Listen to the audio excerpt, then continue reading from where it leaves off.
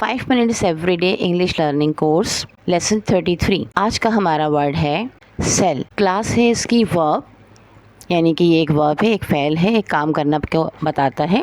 इसकी 3 फॉर्म्स हैं, sell, sold, sold, SELL sell, SOLD sold, और थर्ड फॉर्म भी सोल्ड। मीनिंग्स इन इंग्लिश है to give something in exchange for money, पैसे के बदले में कोई चीज़ लेना या कोई चीज़ देना। To offer goods for purchase, या चीज़ें देना खरीदने के लिए।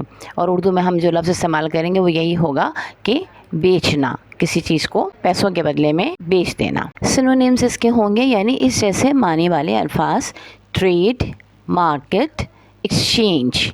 ट्रेड यानी बिज़नेस करना, मार्केट माने बाज़ार, और एक्सचेंज यानी मुतबादिल, किसी का तबादला करना, एक चीज़ के बदले में दूसरी चीज़ को ले लेना।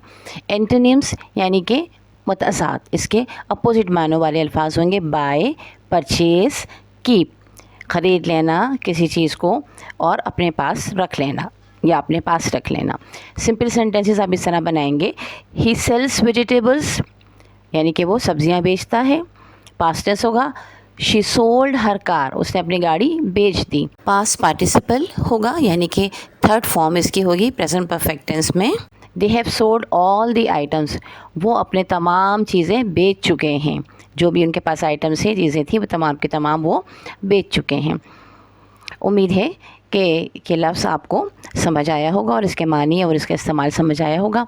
अपनी ज़िंदगी में इसको इस्तेमाल कीजिएगा, बार बार इसकी प्रैक्टिस कीजिएगा, इससे मुख्तलिफ़ जुमले भी बनाइएगा। इंशाअल्लाह ताला अल्लाह ताला आपके इल्म में इजाफ़ा फरमाएगा और आपके लिए आसानी करेगा। आमीन सुम्मा आमीन।